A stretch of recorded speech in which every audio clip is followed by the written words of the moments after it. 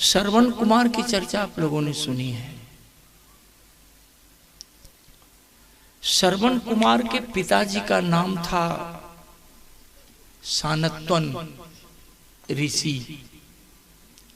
जिस किसी आदमी के नाम में ऋषि शब्द जोड़ा हो, समझ जाएं कि वो ऋषिचर होंगे, शोध करने वाले होंगे, खोजने वाले होंगे।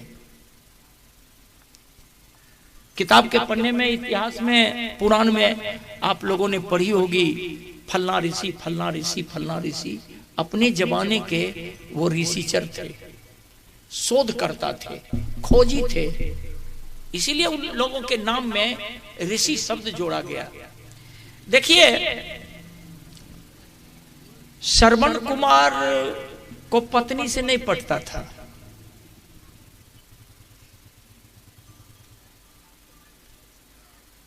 कारण था नहीं पटने का। आइयो देखे नहीं जो समाज में कत्ते केकरा केकरा पत्नी पति को डाइवोर्स कर रही है, पति पत्नी को डाइवोर्स कर रहा है, माँ बाप को बेटा सता रहा है। तो श्रवण कुमार को अपनी जीवन संगिनी से पटता नहीं था। कारण था कि श्रवण कुमार की मां अंधी थी, श्रवण कुमार के पिताजी अंधे थे।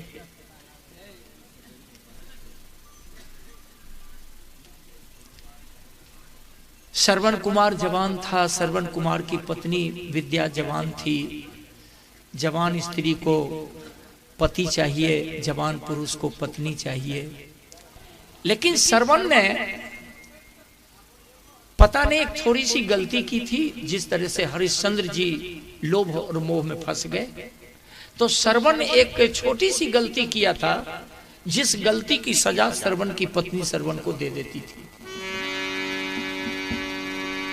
इसमें सामाजिकता है, व्यवहारिकता है। अब देखिए, श्रवण कुमार गलती, छोटी सी गलती, कौन सी गलती किया करते थे? श्रवण कुमार के दिल दिमाग में, श्रवण कुमार के जहन में वो बात गूंजती रहती थी कि मेरी मां अंधी है, मेरे बाबूजी अंधा हैं, इसलिए ज्यादा से ज्यादा समय श्रवण कुमार अपनी मां और पिताजी की सेवा में देते थे। और श्रवण कुमार की पत्नी जो विद्या थी, विद्या चाहती थी कि ज्यादा समय हमको दे।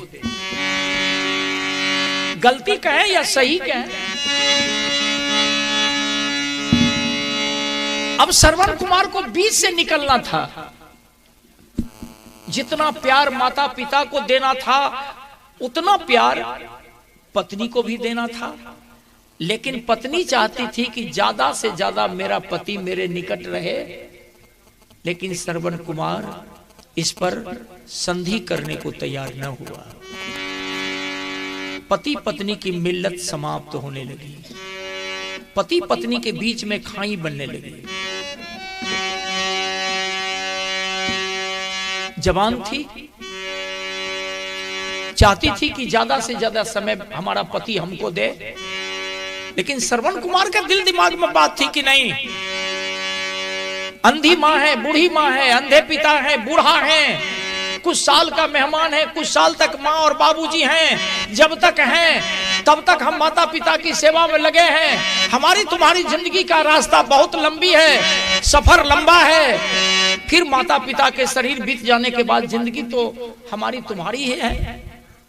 यहाँ तो श्रवण कुमार बड़ी होता है, बड़ी करते हैं कि नहीं श्रवण कुमार को आप लोग? कोई बात तो बोल लो नहीं। अरे पगली, जिंदगी तो तुम्हारे साथ हमको बिताना है। अगर इतनी सी बात अभी का जवान, वर्तमान का जवान, वर्तमान की पीढ़ी का नौजवान और नौजवान की पत्नी सोच ले, तो किसी के घर में बूढ़ी और बूढ़ा को तंग तबाही नहीं होना है। इन सोचता है, ये जितने लोग बैठे हैं कीर्तन में, अगर 100 में 70% लोग तो दरिद्रे बैठे हैं। ज्यादा 100 में 70% लोग दरिद्र बैठे हुए हैं इसमें। गाली दिया। दरिद्र में क्यों कहा? हर गांव में, हर समाज में 100 में 70% लोग माँ बाप से आज अलग रह रहा है। अरे पागल, तुमको पैदा करने में, पढ़ाने लिखाने में, घर बसाने में उस बूढ़ी माँ और बूढ़ा बाप का तो अपना कुछ सोच रहा होगा। क्यों तुमको पाला पोसा, क्यों पढ़ाया लिखाया, क्यों तुम्हारी शादी करके घर बसा दिया और उस माँ बाप को दरकिनार कर रहे हो? इसीलिए मैंने गाली दी आप लोगों को कि 100 में 70% लोग दरिद्र बैठे हुए हैं। दरिद्र इसलिए मैं कहा कि जो माँ बाप से अलग रह करके जीता है, जो माँ बाप को समय पर रोटी नहीं देता है, समय पर कपड़ा नहीं देता है, समय पर प्यार नहीं देता है, सेवा नहीं देता है, उसको आप दरिद्र नहीं कहेंगे तो एक शब्द और लगा दीजिए, महा शब्द जोड़ दीजिए, दरिद्र ने महादरिद्र। इसमें माँ बाप को मारने वाले लोग भी बैठे होंगे, कोई न कोई होंगे जरूर, निश्चित।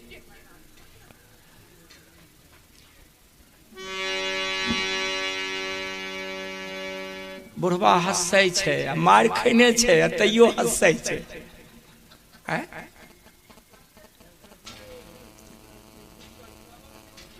मार नहीं खैलो, लाठी डांग से मार नहीं खैलो, लेकिन मार खैलो।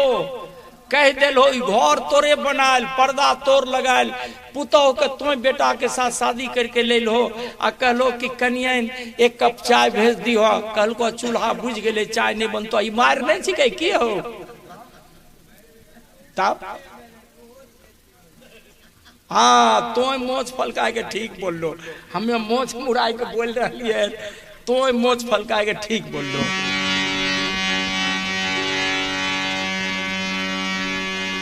शब्दे मारा गिर पड़ा, शब्दे छोड़ा राज, जिनिया शब्द विवेकियां तिनका समड़ा काज। उस शब्द का मार है, चूल्हा बुझ गया, चाय नहीं बनेगी। शिकायत बेटा से करेंगे आपकी कि रे तोरा औरत के चाय मांग लियो, एक कप नहीं दिल को, भूल के गलती नहीं कीजिएगा। पतोह का शिकायत बेटा से नहीं कीजिएगा। उस समय यह निर्णय लीजिए कि जब तक बेटा कुमार था तभी तक आपका बेटा था। बेटा की शादी करके जिसी समय पतोह घर में ला दिया, उस समय आपका हाथ से आपका बेटा निकल गया।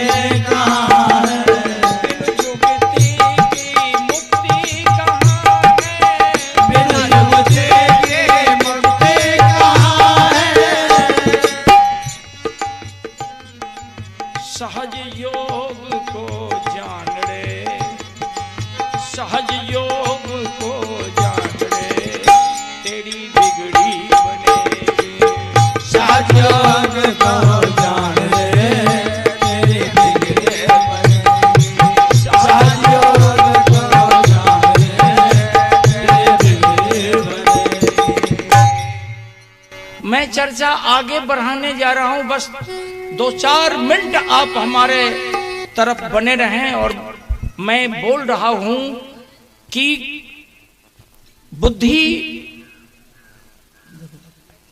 और विवेक वाले लोग बुरी से बुरी परिस्थिति को अपनी जुगती से मोड़ देते हैं। बहुत सीख लेने लायक बात है। देखिए, श्रवण कुमार की पत्नी क्षुब्ध हो गई पति से। श्रवण कुमार कहीं जाता है और श्रवण कुमार का साला आता है। बूढ़ी माँ और बूढ़ा बाप, बूढ़ी सास, बूढ़ा ससुर से बिना अनुमति लिए हुए श्रवण कुमार की पत्नी विद्या अपने भाई के साथ नैहर चली जाती है। श्रवण आया, मां रो गई। काहे रोती हो? विद्या कहाँ है? बोली कि बेटा उसका भाई आया था। हम दोनों पति पत्नी से बिना टोक नमस्कार किए हुए भाई के साथ बेटा चली गई नैहर। श्रवण कहा कि अच्छा हुआ। राजतंत्र था। श्रवण चले गए राजा दशरथ के निकट। अगर जानना है तो एक बात पर थोड़ा सा जानकारी ले लें कि विद्यावती श्रवण की मां अयोध्या में ही जन्म ली थी और जाति पाति में जाएंगे तो थोड़ा दुख होगा, लेकिन जाति पाति तो हिंदुस्तान का रीढ़ बन गया है।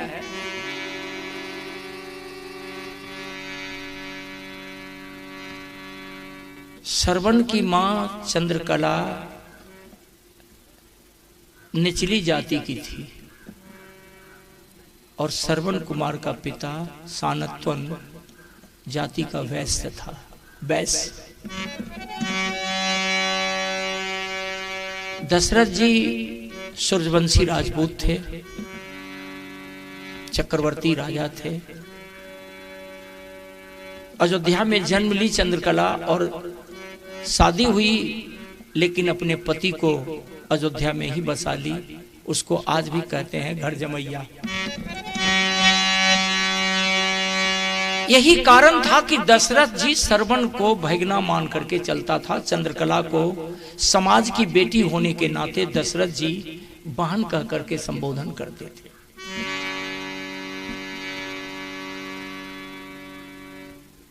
मामा मेरे साथ ये हालात है। राजतंत्र के व्यवस्था में श्रवण अपने जीवन की घटना राजा दशरथ जी से सुना रहा है। हम क्या करें? कल मेरी मां और बाबूजी आपके निकट शिकायत करेंगे, शिकायत करेगी। कब?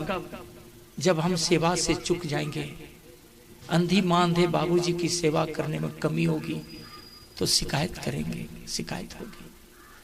इसलिए मैं माँ बाप को सेवा देने का समय ज्यादा देता हूं। हमारी पत्नी नाराज होकर भाग गई। मामा समझ में नहीं आता कि मैं क्या करूं।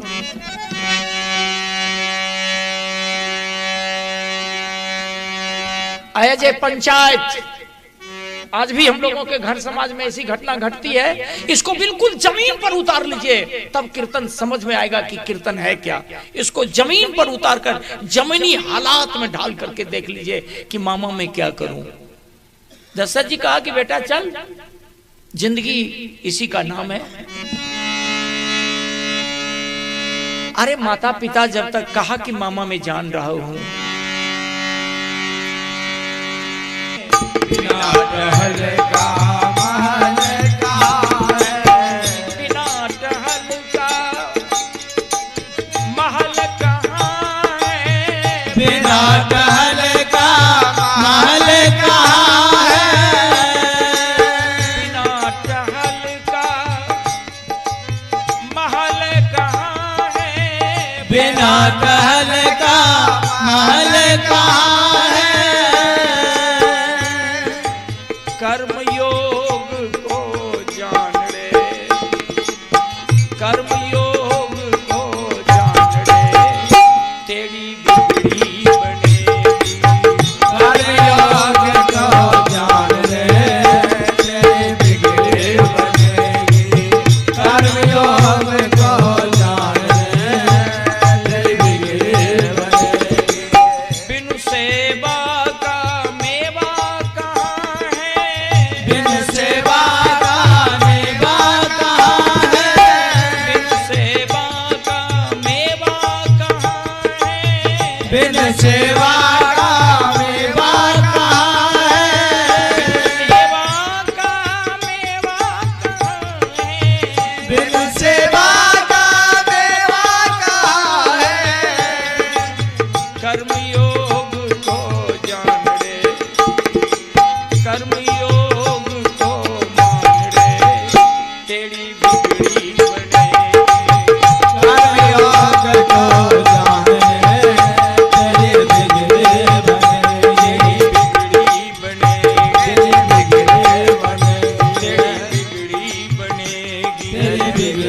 बनेंगे। कहा तो बेटा तुम्हारी क्या राय है? सरवन कहा कि मैं माँ बाप को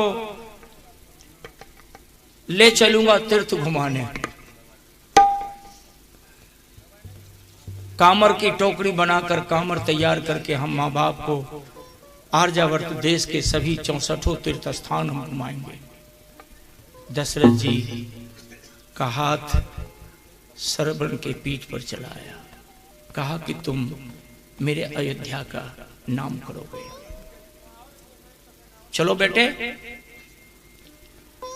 मैं व्यवस्था मेरी रहेगी, वचन देता हूं। टोकरी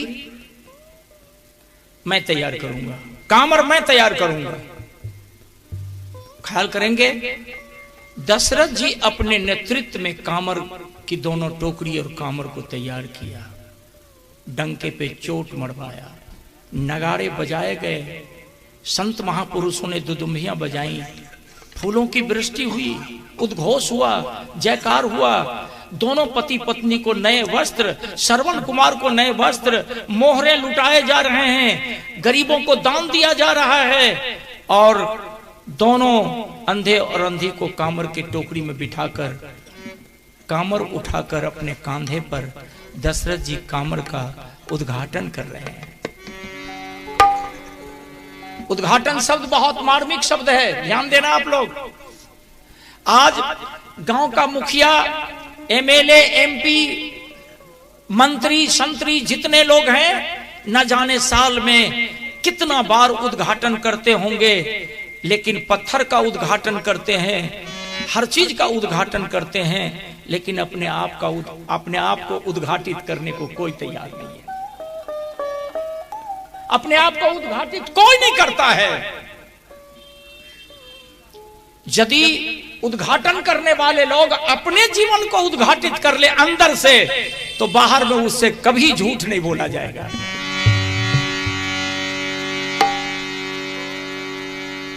क्षमा करेंगे, ऐसे कोई लोग होंगे तो उनको थोड़ी चोट लगी होगी। मैं वहां पहुंचा हूं, उठा लिया श्रवण कुमार की माता और पिता का कामर दशरथ जी अपने कांधे पर उठा लिया। लोग फूलों की वृष्टि कर रहे हैं, उद्घोष कर रहे हैं, जयकार कर रहे हैं, लोग गा रहे हैं। कुछ दूर जाने के बाद दशरथ जी कहा कि बेटा, आज जितनी खुशी से जो मैं कामर उठाकर कांधे पर लेकर के चल रहा हूं, इस जश्न से 100 गुना बड़ा जश्न मनाऊंगा तब जब भली भांति तुम लौट करके अयोध्या आओगे तब। लेकिन ख्याल रखें, प्रकृति किताब लिख रही है,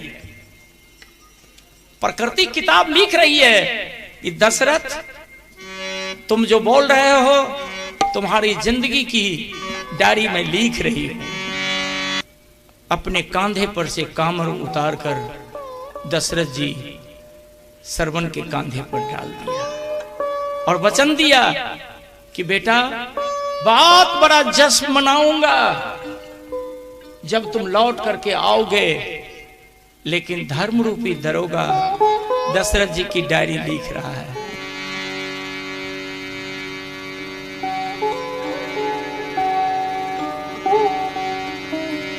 प्रकृति नकार रही है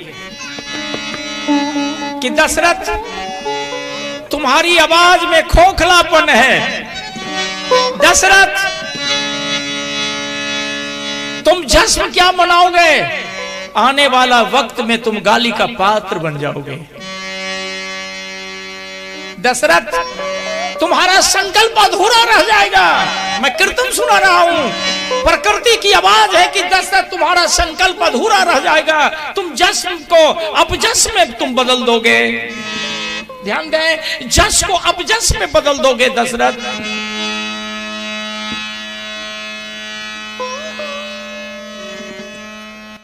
गाले गुन गाले, गाले गुन गाले, उस मालिक को मना ले। क्या जाने कब तेरी नगरी छूट जाए, क्या जाने कब तेरे कोई साथी छूट जाए। जीवन का डोर बड़ी कमजोर, जीवन का डोर बड़े कमजोर, जीवन का डोर बड़े कमजोर, जीवन का डोर बड़े कमजोर, जीवन का डोर जीवन का डोर बड़े कमजोर। है दशरथ, सुंदर से सुंदर, सुंदर से सुंदर तेरी ये काया, बातों में बीती जाती उमरिया। सुंदर से सुंदर तेरी ये काया, बातों में बीते जाए उमरिया। कोई न जाने मरना है किस दिन, प्रकृति गवाही दे रही है। कोई न जाने मरना है किस दिन, छोड़ेंगे किस दिन प्यारी नगरिया। कोई न जाने मरना है किस दिन, छोड़ेंगे किस दिन प्यारे नगरिया। तुम्हारे सारे के सारे वादे में खोखलापन है दशरथ।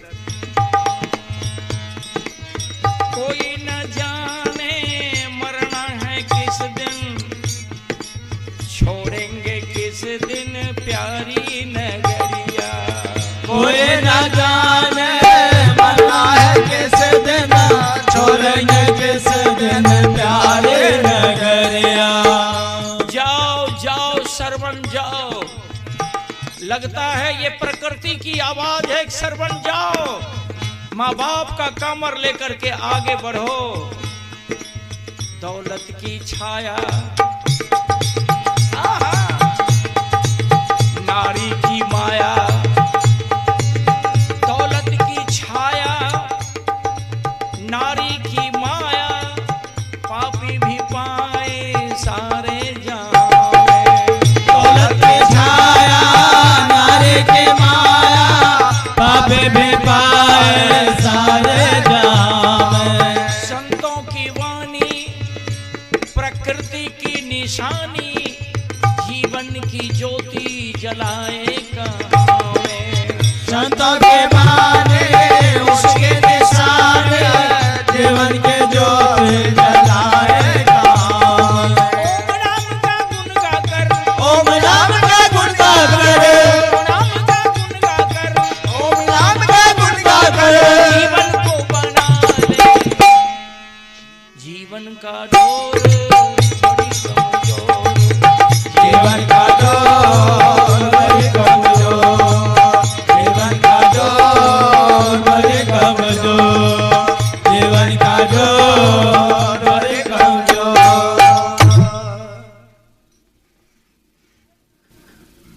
भाई लोग, माई लोग, बहू और बेटियां लोग, बच्चे और बच्चियां लोग, जिंदगी का राह बहुत कठिन है भाई। ये जिंदगी तो दुख सुख का है। सरवन चलते चलते थक गया बेचारा, कांधे पर फफोले हो गए, पेट पीठ में धंस गया, शरीर कमजोर हो रहा है, पांव के तलहटियों में कांटे गड़ रहे हैं, कहीं पत्थर की उंगलियों में चोट भी लगी है, उंगली में ठेस भी लगी है, पीड़ा अधिक है। लेकिन इस पीड़ा से महापीड़ा अब आने वाली है। कामर लेकर एक जंगल के मध्य में सरवन पहुंचता है। वक्त आया है, बुद्धिजीवी लोग अपनी बुद्धि और अपने विवेक से बिगड़ी से बिगड़ी परिस्थिति को मोड़ देते हैं। इसी जगह बोलना था मुझे, मेरी बात पहुंच गई। आप लोग बने रहिए हमारे साथ। श्रवण कांधे से कामर रख दिया और मां बाप से दुखी होकर नफरत की आग में अपने को जलाता हुआ 50 कदम हट गया और वृक्ष के नीचे खड़ा होकर के सोचने लगा कि इस अंधी और अंधे के चलते मैं जवान पत्नी को छोड़ दिया।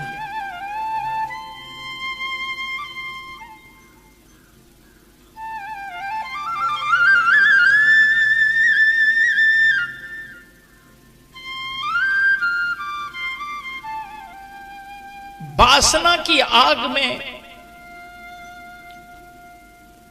श्रवण जलने लगा, पीड़ा जोड़ों की सताने लगी। श्रवण पत्नी की जवानी के तरफ अपने को अक्सर कर लिया। श्रवण के श्रवण के अंदर कूट कूट कर वासना की चिंगारी दौड़ने लगी। मतलब श्रवण कुमार पत्नी की जौवन जवानी के पुंज पर बैठ करके गीत गाने लगा।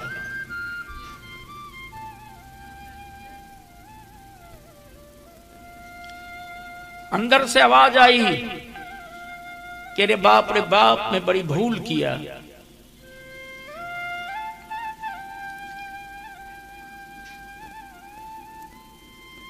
इस जवान पत्नी को छोड़कर मैं ये अंधे और अंधी के ममता और मोह के जाल में फंस करके मैं क्या कर दिया। बड़ी भूल हो गई, अब मैं क्या करूं। श्रवण निर्णय लिया कि हम इस अंधे और अंधी की हत्या कर देते हैं। सुनिए कीर्तन सुनिए।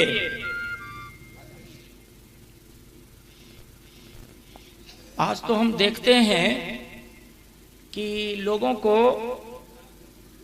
अपनी पत्नी देखने में अच्छी नहीं लगती है जितनी कि दूसरी की पत्नी देखने में अच्छी लगती है। घुसाइएगा कोई नहीं, हाथ जोड़ रहा हूं। अपनी पत्नी देखने में अच्छी नहीं लगती, दूसरे की पत्नी देखने में बहुत अच्छी लगती।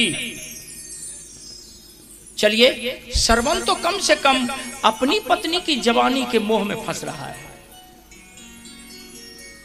जो दूसरे की पत्नी के मोह में फंसता है उससे तो लाख गुना श्रवण अच्छा है। बोलिए बजरंगबली की जय।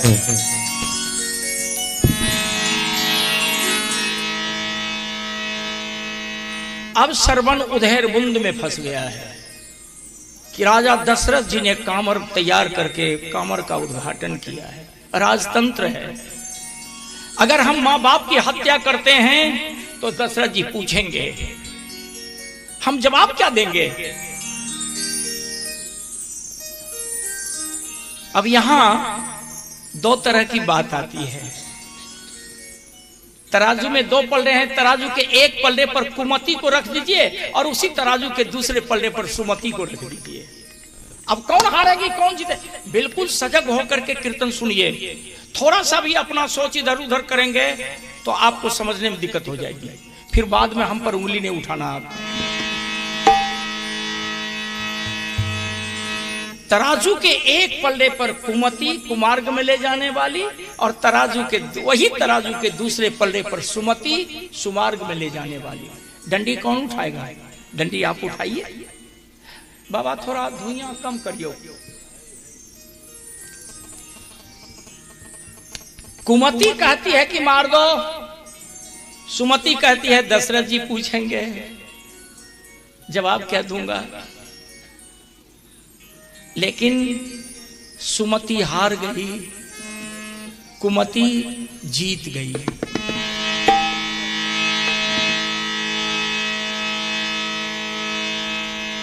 एक बात और बोलूं,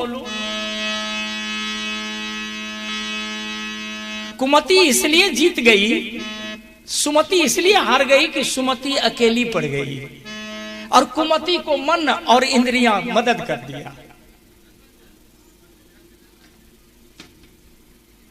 ध्यान दीजिए, कुमति को मन और इंद्रियां, जो अपनी पत्नी के शरीर से सुख चाहने वाली इंद्रियां, वो इंद्रियां और मन दोनों कुमति को मदद कर दिया। कुमति हो गई सबल और सुमति हो गई निर्बल। अब हम कीर्तन को कितना गहराई में ले जाएं। भाई उठा लिया सरवन एक पत्थर का टुकड़ा कान्हा पर, निर्णय ले लिया कि मार देता हूं, लौट कर जाऊंगा। दशरथ जी पूछेंगे कि माँ बाप कहां, कह दूंगा कि हिमालय के तराई से मैं जा रहा था बद्री नारायण के तरफ, माँ और बाबूजी हिमालय में गल करके मर गए, कौन जाएगा लाश खोजने। बिल्कुल पूरी की पूरी श्रवण कुमार ने रास्ता तय कर लिया।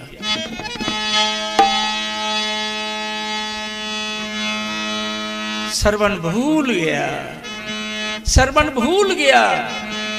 जिस समय दशरथ जी अपने कांधे पर से कामर उठाकर श्रवण के कांधे पर दिया था, उस समय पब्लिक की तरफ से आवाज आती थी, लोग झूम रहे थे, गा रहे थे। अंधे अंधी को बैठाए, अंधे अंधी को बैठाए, कामर कांधे पर उठाए, चले तीर्थ कराने चारों धाम की, कैसी लीला है ये देखो भगवान की, कैसी लीला है देखो भगवान की, कैसी लीला है देखो भगवान की। इसी बीच में मैं आप लोगों से निवेदन करूं कि आप ये ना सोचना कि मालिक यादव जी श्रवण कुमार का प्रसंग शुरू कर दिया है। हम तो एक छोटी सी जुगती पर बोल रहे हैं कि ज्ञानी लोग अपने ज्ञान के आधार पर बुरी से बुरी परिस्थिति को मोड़ देते हैं। कांधे पर पत्थर का टुकड़ा लेकर के श्रवण 10 कदम आगे बढ़ गए।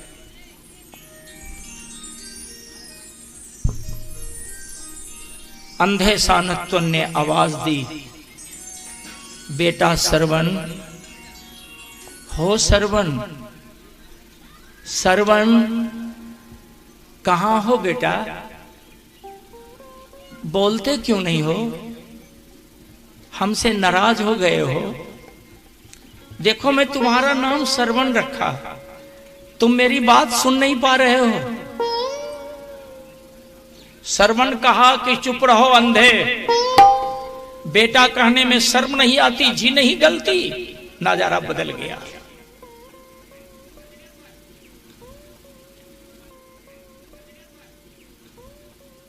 बेटा पैदा किया था, पापी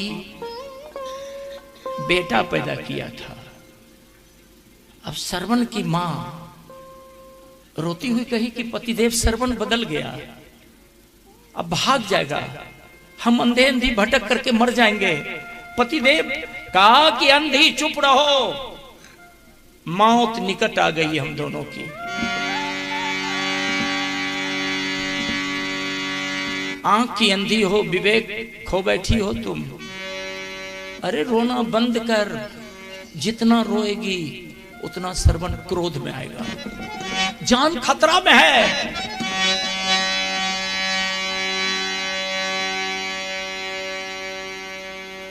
सानत्वन टोकरी से निकलकर 2 कदम आगे बढ़ गए। कहा कि बेटा श्रवण, कहा कि चुप रहो, आंख का अंधा हो, पांव का लंगड़ा लंगड़ी नहीं हो तुम दोनों। पांव की तलहटी सूज गई, कांधे पर घाव हो गए।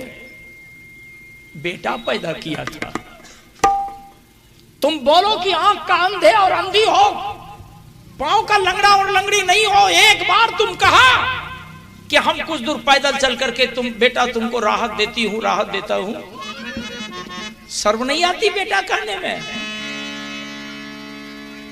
अब थोड़ा सा आप इस जगह चिंतन कर लें कि सानत्वन कहते उस समय, बने रहिए आप हमारे साथ, सानत्वन कहते उस समय कि रे सरवनमा तोरा हम कहलियोर कि कांवर में टोकरी में बैठाए के हमरा पूरे तीर्थ स्थान घुमाए दे, तो अपना मन से न हमरा लेके चलनी, बोल हम एको बार कहलियोर है।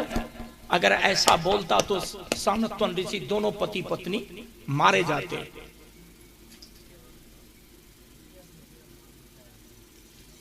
मेरा कीर्तन यही है, कीर्तन का मुंह खड़ा किया हूं, सहज योग को जान रे तेरी अच्छी बनेगी। बिनु जुगती की मुक्ति कहां है, कर्म योग को पहचान रे तेरी बिगड़ी बनेगी।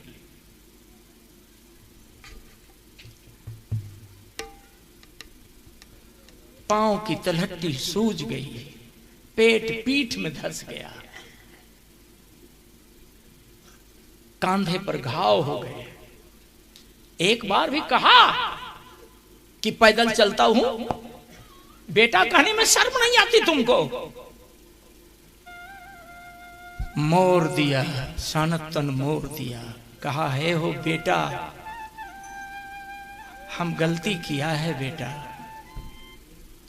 बेटा बच्चा और बूढ़ा में कोई अंतर नहीं होता,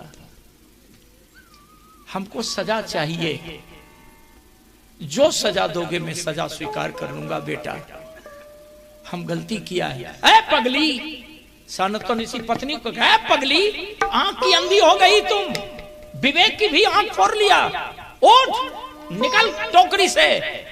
बेटा हमारा रो रहा है, बेटा के पांव में घाव बन गए, कांधे पर घाव बन गए, टोकरी में बैठ करके क्या कर रही हो? चल, मेरा बेटा ठीक कह रहा है, पांव आंख का अंधा अंधी हूं लेकिन पांव की लंगड़ी और लंगड़ा नहीं हूं। उठ।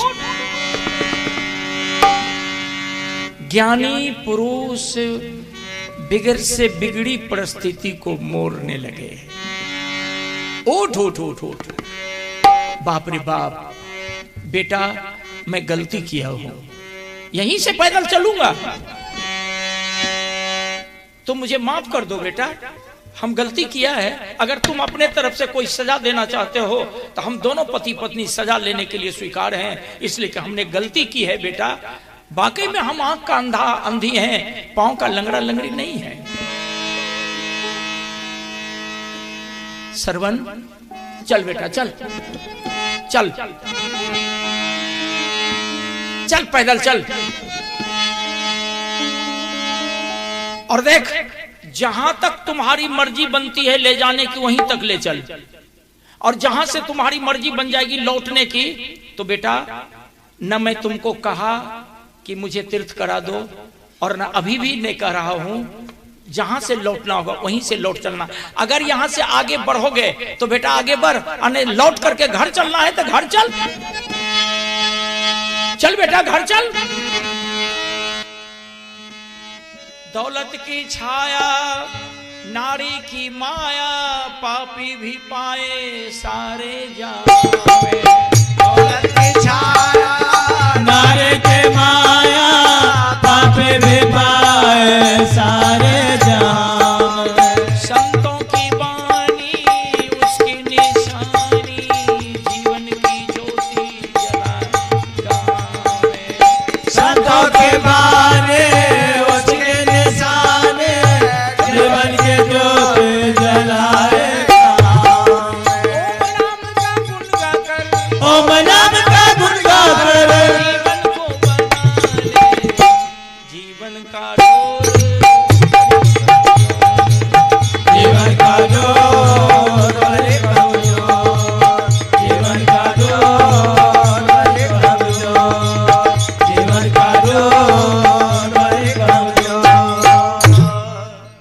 चंद्रकला भी टोकरी से पति के आदेशानुसार निकल गई।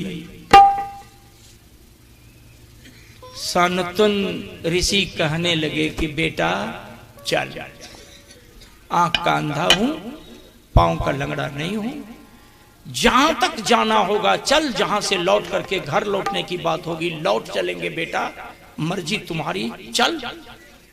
लेकिन बेटा मैं बोलूं, कटी जली आवाज में कहा कि बोलो।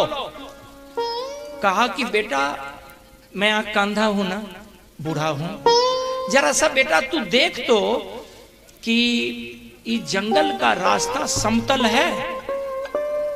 ध्यान दीजिए बेटा, जंगल का रास्ता समतल है।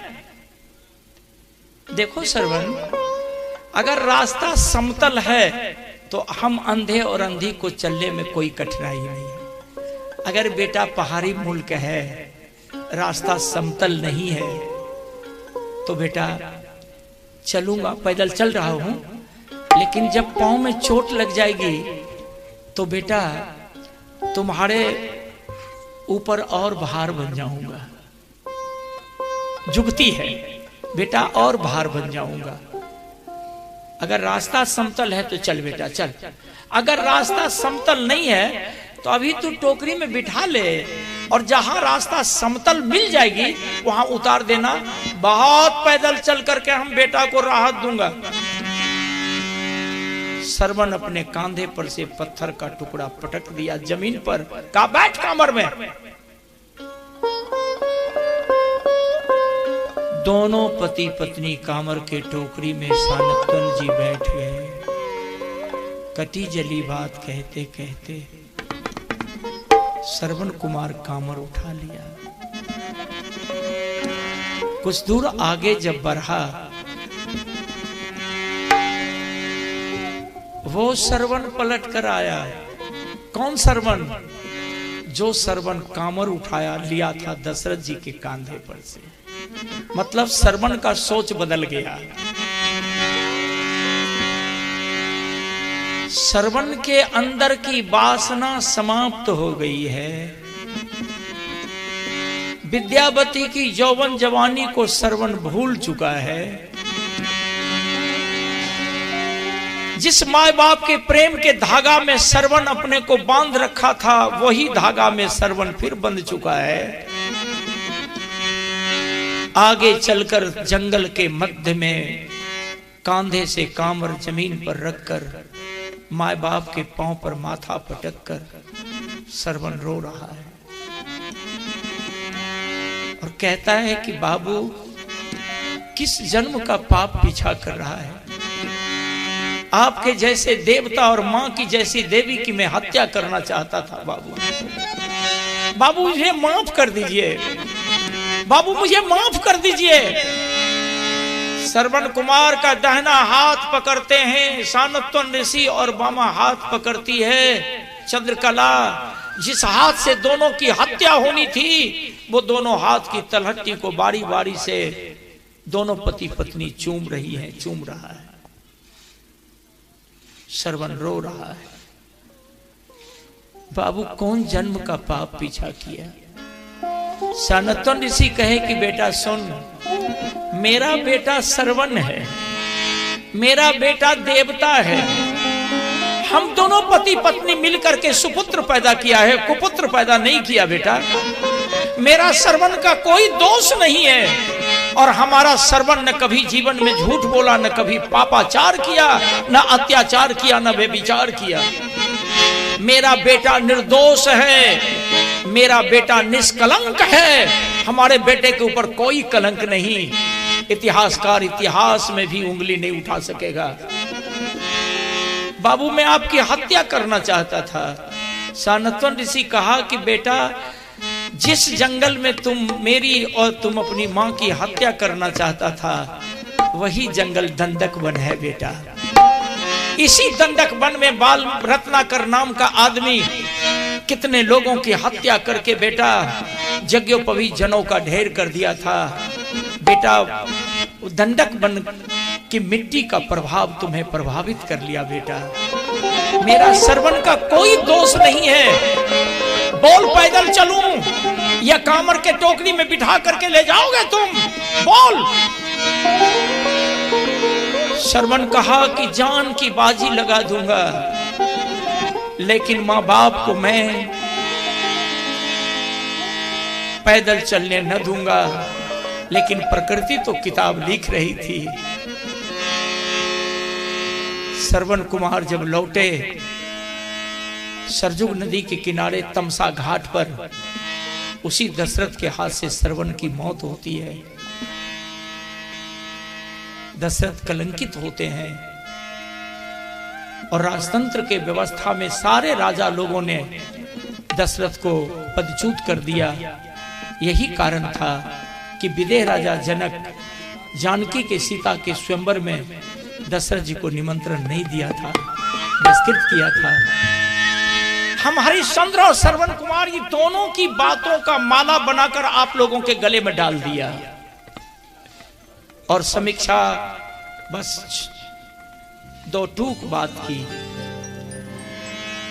बुरे जगह का बुरा प्रभाव आपको ग्रसित कर लेता है, बुरे लोगों की संगति करने का प्रभाव भी आप प्रभावित हो जाते हैं।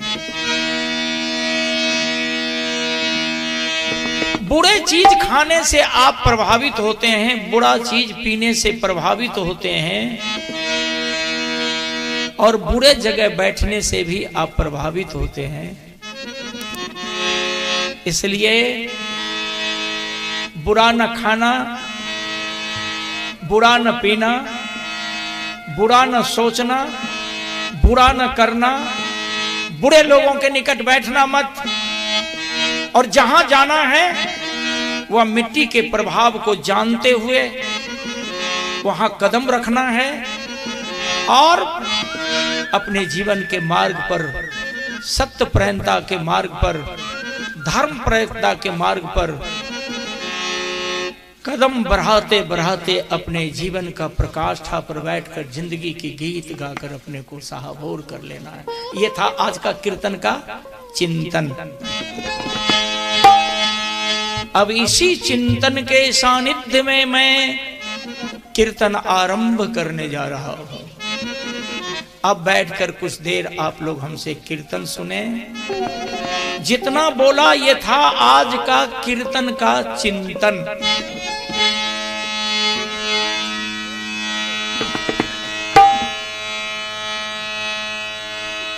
अरे रे रे रे जतन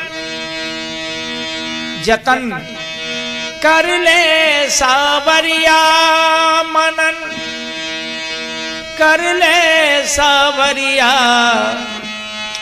बीत जाए तोहरी उमरिया।